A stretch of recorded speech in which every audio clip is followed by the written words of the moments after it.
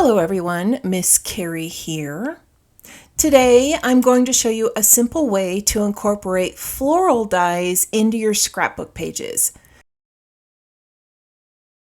I'll be working with the May Hip Kit today called Vintage Memories.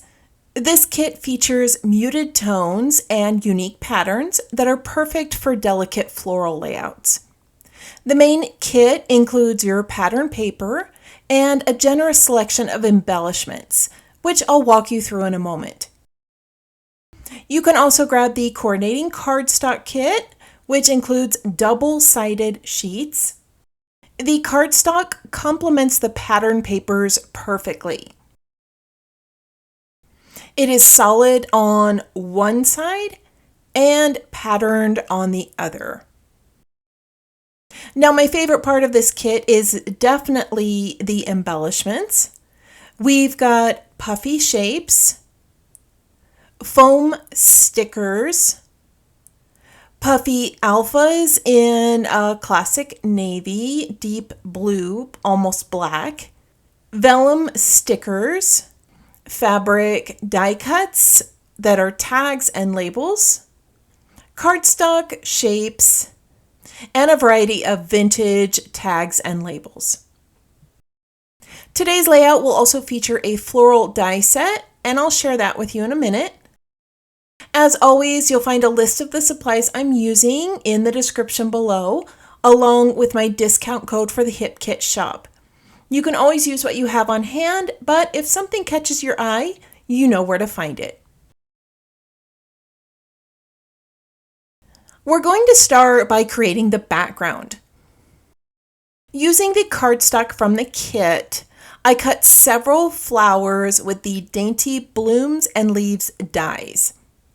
I use this larger flower here, but there are several floral shapes in the set that you can play with. Before adhering anything down, I used a center ruler to draw a pencil line on my background cardstock. You could also use low-tack tape, a magnetic ruler, or eyeball it if you prefer. I did save the petal pieces because I wanted to show you how you could use them to fill in the flowers if you didn't want all this white space. You could use the same color of petal or a lighter or darker hue. I'm arranging the florals in rainbow Roy G. Biv order, but you could change this up to a monochromatic, complementary, or even triadic palette. I mentioned earlier that you could fill in your petals with the negative pieces from the die cut. If you enjoy mixed media, you could add that to the background as well. I prefer to have some white space on my page. Let's pause a moment because I want to share this design tip with you.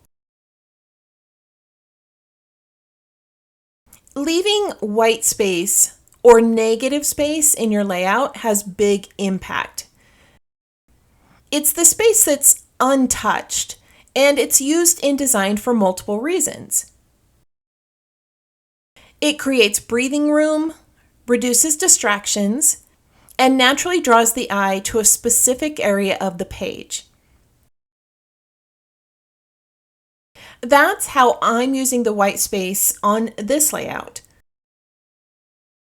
The lines of flowers are vertical, going down to where my photo sits. This draws the eye to the space where I want the viewer to focus. I'm also going to leave plenty of room around the photo to avoid excess clutter and distractions.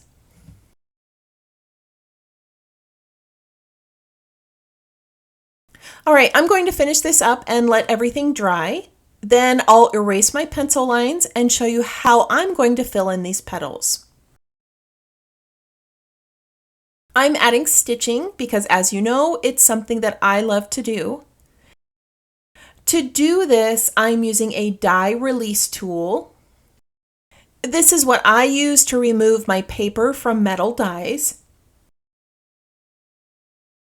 I'm going to pierce stitching holes from the center of each flower out to the petal edges. All right, I'm going to finish this part of the project and then I'll show you what it looks like with the stitching. How pretty is this? I just used 4 strands of embroidery thread and I added stitching in the colors that match each flower to complete the design. The result is simple, delicate, and really brings those florals to life. Now let's bring in that photo. I'm using a lovely black and white image of our daughter that was taken by Wiggle Photography. I love how the black and white photo pops against that colorful background. To create a cluster behind the photo, I have pulled in some embellishments from the May kit. My rule of thumb is to start with 3 main colors that support the photo. Since my background already has every color, I'm going to choose some softer tones. I want to use a couple of fabric tags to bring in that texture. This one here has a nice blue area, and this one has some beautiful florals.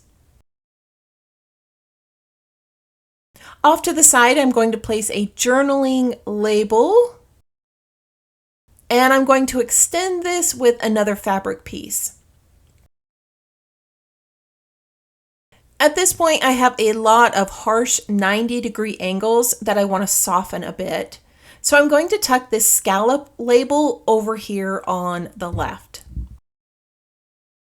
I think this is a good start. I'm going to adhere these in place. All right, now that these are down, I'm going to bring in the title.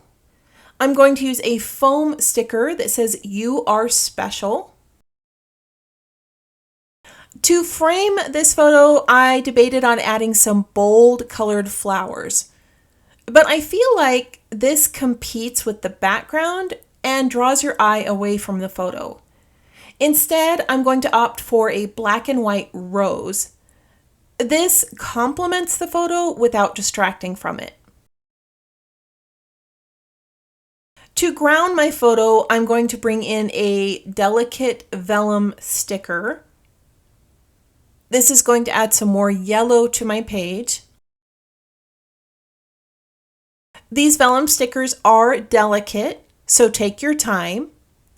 I find that my fingers are way too big, so I have to use a few tools to help me put these in place. For added texture, I die cut a few mint green leaf shapes, similar in color to the title. I'm snipping them apart and I'm going to tuck them in place to echo the florals in the background. My final step is to mount this whole piece onto some floral pattern paper from the May kit. This is called Snapshot. I'm going to adhere this in place and then I'll share the finished design with you. So here is my finished layout. I added some machine stitching around the border to frame everything and finish it off. The fabric tags came with some twine. Rather than tying bows, I simply wrapped the twine around the top, adding texture without extra bulk. I hope this project inspired you to try something new with your floral dies. Don't forget to join us in the Hip Kit Club group for more inspiration and creative ideas. I want to thank you for joining me today. If you have any questions, feel free to post those in the comments below. I hope you have a wonderful week, and I can't wait to see what you create.